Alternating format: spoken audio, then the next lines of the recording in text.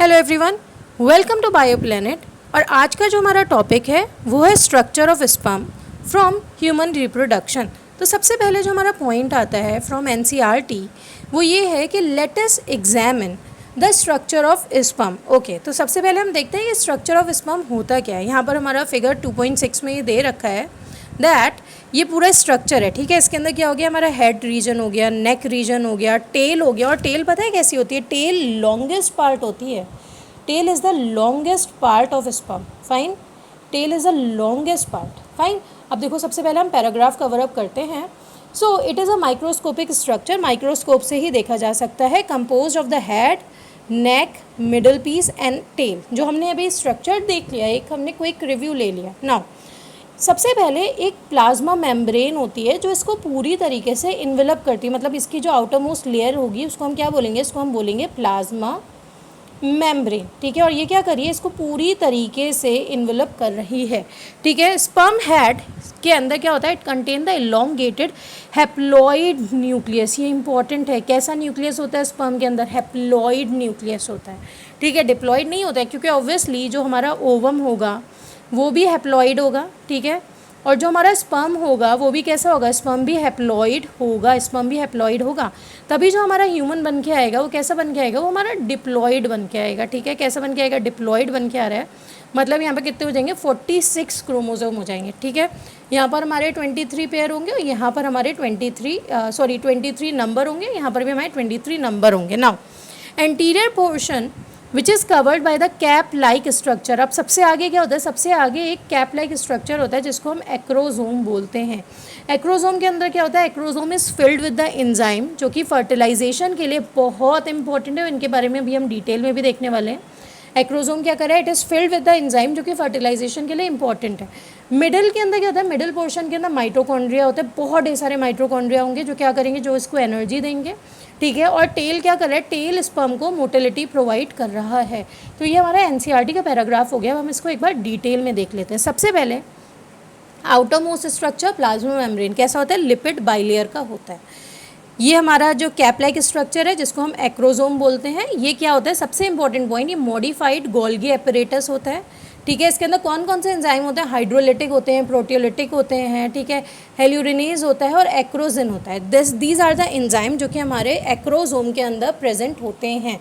ठीक है, अब न्यूक्लियस है। न्यूक्लियस के अंदर क्रोमोसोमल मटेरियल होगा। यहाँ पर जो न्यूक्लियस होगा वो 22+X हो सकता है या फिर 22+Y हो सकता है। ठीक है, और ये बात तो हमें मालूम ही है कि जो चाइल्ड का हमारा सेक्स होगा, सेक्स डिटर्मिनेशन के लिए sperm plays a very important role, क्योंकि जो ओवम होता है, ओवम हमेशा 22+X ही होता है, whereas sperm can be 22+X और 22+Y depending on the condition कि किससे फर्टिलाइजेशन हो रहा है। तो फिर हमारा क्या बन के आ जाएगा? हमारा बन के आ जाएगा यहाँ पर 44+XY। अगर XY आ रहा है तो हमारा मेल हो जाएगा, और अगर हमारा 44+XX हो जाएगा तो हमारा क्या हो जाएगा? It will be a female. Fine, और ये चीज़ कहाँ से आती है? ये चीज़ आती है न्यूक्लियस ऑफ द स्पर्म से।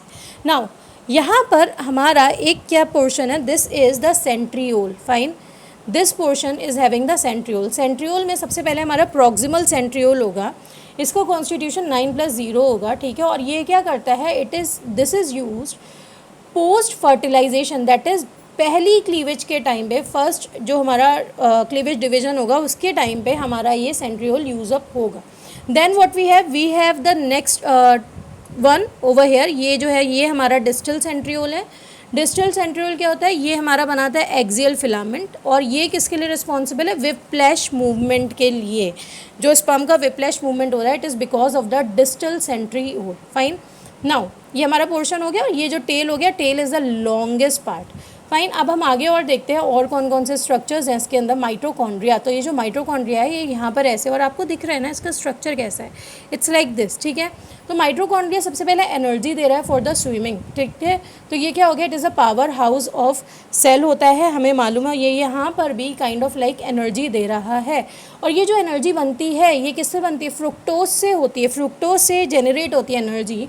और ये जो अरेंजमेंट है लाइक दिस, ये जो माइटोकॉन्ड्रिया का अरेंजमेंट है लाइक दिस। ठीक है, 30 से लेकर 35 माइटोकॉन्ड्रिया जो अरेंज है स्पर्म के अंदर, इसको हम क्या बोलते हैं? निबरकिन बोलते हैं। ठीक है, ये स्पेशल अरेंजमेंट है जो केवल और केवल स्पर्म के अंदर होता है, निबरकिन अरेंजमेंट। फाइन, अब इसके बाद नेक्स्ट हमारा जो सबसे इम्पॉर्टेंट चीज़ है, इम्पॉर्टेंट पॉइंट, वो ये है ह्यूमन इजैकुलेट करता है अराउंड 200 से लेके 300 million sperm during a coitus, मतलब kind of a sexual reproduction के टाइम पे इट इज़ रिलीजिंग, ठीक है, अराउंड 200 से लेके 300 मिलियन स्पर्म। अब ये जो 200 से लेके हमारे 300 मिलियन स्पर्म है, इसमें से normal fertility, for the normal fertility, और एटलीस्ट इसमें से 60% स्पर्म कैसे होते हैं, नॉर्मल शेप के होते हैं और साइज़ के होते हैं, और at least 40% of them show the vigorous motility. Fine, ये बहुत इंपॉर्टेंट पॉइंट है कि सबसे पहले कितना amount of the sperm ejaculate हो रहा है ड्यूरिंग द क्वाइटस, अराउंड 200 से लेकर 300 मिलियन, ठीक है। और इसके बाद सबसे इंपॉर्टेंट पॉइंट हो गया 60% जो होते हैं वो क्या होते हैं, नॉर्मल शेप एंड साइज़ के होते हैं, जिसमें से 40% are showing the vigorous motility. तो यहाँ पर एक क्वेश्चन भी है for the understanding of this point, जो कि हमारा एनसीईआरटी में गिवन है। सबसे पहला क्वेश्चन क्या है यहाँ पर हमारे पास कि क्वेश्चन में अराउंड 1000 स्पर्म हमारे रिलीज़ हुए हैं, तो हमें कैलकुलेट करना है नंबर ऑफ़ द स्पर्म जिसका नॉर्मल शेप होगा, ठीक है।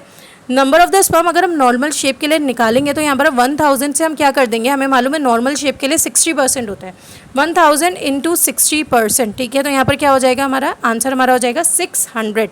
अब नॉर्मल शेप के लिए 60% हो गया, और इसमें से आउट ऑफ विच 40% क्या करते हैं, विगरस मोटिलिटी शो करते हैं। तो अगर हमें निकालना है नंबर ऑफ स्पर्म जिनकी विगरस मोटिलिटी है, तो यही 600 में से हमारे क्या हो जाएंगे, विगरस मोटिलिटी के लिए 40% हम करके निकाल सकते हैं, ठीक है। तो यहाँ पर क्या हो जाएगा, 240 स्पर्म्स आर देयर, जिसका क्या है, they are showing rightly to be around vigorous motility, ठीक है। सो ये जो आपका एनसीईआरटी की लाइन था, इससे हमने क्वेश्चन भी सॉल्व कर लिया है। अब हम आगे बढ़ते हैं। सबसे पहले द फर्दर लाइन जो हमारी एनसीईआरटी में दे रखी है वो ये है कि सीमेन सबसे इंपॉर्टेंट पॉइंट हो गया कि कहाँ से हुआ है, ठीक है। Sperm release from the seminiferous tubule, ये हमने पढ़ा ही है कि कहाँ से स्पर्म रिलीज होते हैं, टेस्टिस में सेमनीफेरस ट्यूब्यूल से रिलीज हो गए, are transported by the accessory duct, ठीक है। सिक्रीशन ऑफ द एपिडिडाइमस होता है, ठीक है। जैसे अगर ये टेस्टिस था, यहाँ पर ये जो स्ट्रक्चर था ये एपिडिडाइमस हो रहा था, ये सिक्रीट करेगा, और यहाँ पर क्या होगा, वास्ट डिफरेंस हो गया, सेमाइनल वेसिकल हो गया, प्रोस्टेट, ये सब असेंशियल सिक्रीशन है जिसकी वजह से जो स्पर्म है ये मैच्योर हो रहा है और मोटिलिटी शो कर रहा है। नाउ सेमाइनल प्लाज्मा क्या होता है विद द स्पर्म, ठीक है, ये दोनों मिलके क्या बनाते हैं, they are making the semen. तो सबसे पहले जो स्पर्म है उसके अंदर हो गया स्पर्म्स, जो सीमेन है उसके अंदर हो गया स्पर्म जो कि हमारे सेमनीफेरस ट्यूब्यूल से आ रहे हैं, और दूसरा हमारा सेमाइनल प्लाज्मा जो कि हमारा सेमाइनल वेसिकल से सिक्रीट हुआ है, prostate gland and the bulbourethral gland, इन सब की सिक्रीशन से टोटल हमारा सीमेन बन के आता है। तो सीमेन में क्या हो गया, स्पर्म हो गया जो कि सेमनीफेरस ट्यूब्यूल से है, एंड सेमाइनल प्लाज्मा जो कि आपका सेमाइनल वेसिकल से, प्रोस्टेट ग्लैंड से एंड बल्बो यूरेथ्रल ग्लैंड से आया है। So this is the total constitution of the semen, ठीक है। ये भी हमारी एनसीईआरटी में गिवन थी। अब हम आगे बढ़ते हैं। The function of the male sex accessory duct and the gland are maintain by the testicular hormone, जिनको हम एंड्रोजन बोलते हैं। ये भी हमने देख लिया था ऑलरेडी कि how the things are being regulated. अब लास्ट हमारा पार्ट अगर हम कंक्लूड कर सकते हैं कि नंबर ऑफ द स्पर्म पर इजैकुलेशन कितने होंगे, 300 मिलियन हो गए, ठीक है। और इसमें क्वांटिटी ऑफ सीमेन कितनी होगी, 2 to 5 ml, ठीक है। अब कुछ ऐसी डिजीज़ेज़ होती हैं, देयर आर सम डिजीज़ेज़, ठीक है, जिसके अंदर अगर ये नंबर मेंटेन नहीं हो रहा है, तो सबसे पहला हमारा क्या होगा, ओलिगोस्पर्मिया। ओलिगोस्पर्मिया का मतलब होगा few sperm that is less than 80 million पर इजैकुलेशन। तो ओलिगोस्पर्मिया हो गया कि स्पर्म का नंबर काउंट कम हो गया, ठीक है। एजोस्पर्मिया हो गया नेग्लिजिबल स्पर्म काउंट, मतलब 20 मिलियन पर इजैकुलेशन अगर हो रहा है तो उसको हम बोलेंगे एजोस्पर्मिया। देन एस्थेनोजोस्पर्मिया क्या हो गया, लो स्पर्म मोटिलिटी, मतलब स्पर्म जो है वो मोटाइल नहीं है। And teratozoospermia is shape of the sperm become distorted, ठीक है, इसके अंदर जो शेप हो जाता है वो ख़राब हो जाता है, स्पर्म का एक प्रॉपर शेप में नहीं इजैकुलेट होता है। Now this is all about the structure of the sperm in detail from the NCERT. और अगर आपको इकोलॉजी में कोई प्रॉब्लम है तो आप देख सकते हैं वीडियो ऑन योर स्क्रीन, और अगर आपको रेस्पिरेशन में कोई प्रॉब्लम है then you can see the video which is on your screen. And thank you so much, see you in the next session.